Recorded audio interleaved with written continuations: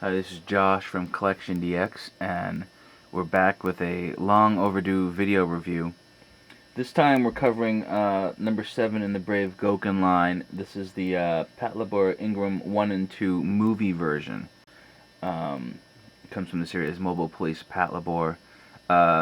3 major movies. The first 2 were done by Mamoru Oshii, I think that's how you say it. Who did some Ghost in the Shell work, and then the third one was called WX3, which was hardly a Patlabor movie at all. I mean, the Ingrams only show up like in the last 10 minutes of the movie. It's kind of a disappointment. But this toy is not a disappointment, and there's a lot to go over, and I don't want to make this too long, so we're going to jump right into it. The first thing you're looking at right now is the display stand. The Ingram sits in it fine. There are 2 little grooves for the feet to go in and a wonderful little label at the bottom. It's plastic. There's no place for any of the accessories, and there is a movable boom at the top, but it doesn't extend or come out or anything. It would be nice if it, held the accessories, or if it lit up or something, but it is very basic and just good for display. So here we have the Ingram itself, and for some size comparison, here's Soul Jogokin Bus Borat. So it's about average Soul Jogokin sized,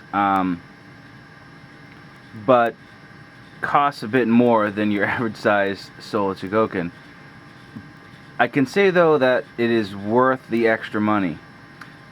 And I will run down why right here. Largely, one of the first reasons is the metal content, and there's an enormous amount of metal in this thing.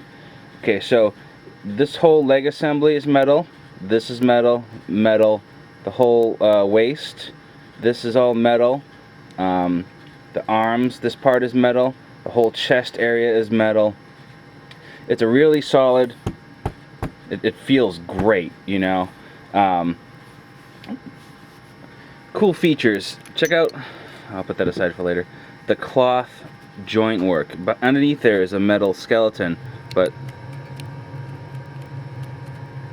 clicks nice. The feet, if we can get this to see here, there's hydraulics in the feet, so they actually go up and down inside to the little things, and the little skirt armor moves. The legs have a degree of motion in and out as well, forward and back, and you can see super tight. It's really awesome. Arms have a wide range of motion. Check this out.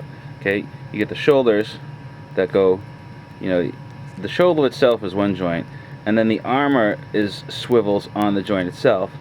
Then you have hold it here. This goes in and out, and it rotates.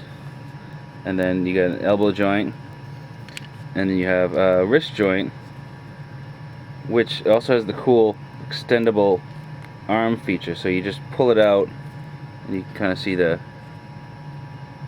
extended arm. It's very nice. It has a waist joint, full rotation, backwards and forwards. Put this little thing back on here. A couple of parts tend to fly off a little bit, but we'll get into that in a minute. Head kind of will rotate around, goes forward and backwards,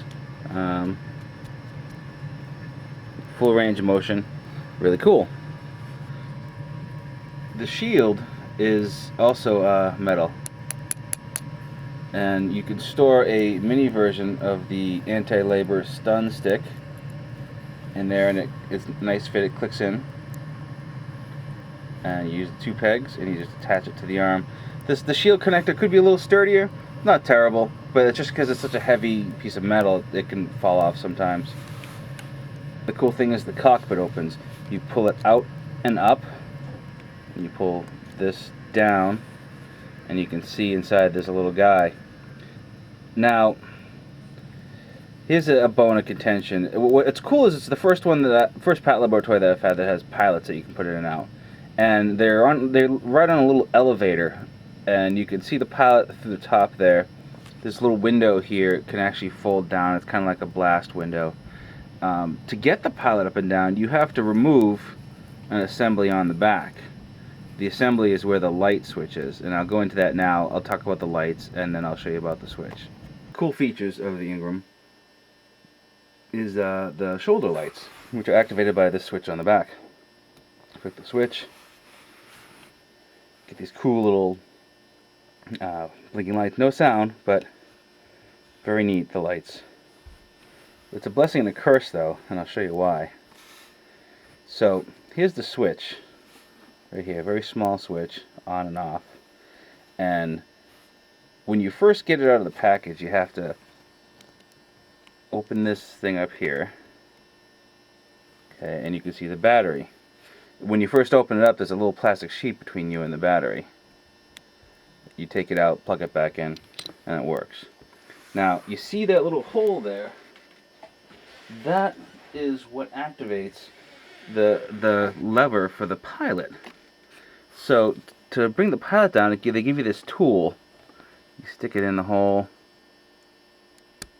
push it down, and then now the pilot can come out. He's lower in the lower in the seat now. But here's the thing. I mean, not a pain in the ass in itself, but see this little silver joint box here? Watch it move. Okay. Mine, this whole box assembly came off one time while I was doing this, and I had to get a pair of tweezers and do like microsurgery to get it back on. Lights didn't work without it. Such a pain in the ass. So I would recommend just put it in the position you want and leave it there. And when you plug this thing back in, be very careful to not move this silver box, jar it, because what happened is you'll pry it right off. So kind of poor design. I wish they could have put this slider someplace else than having to remove the battery to get to it.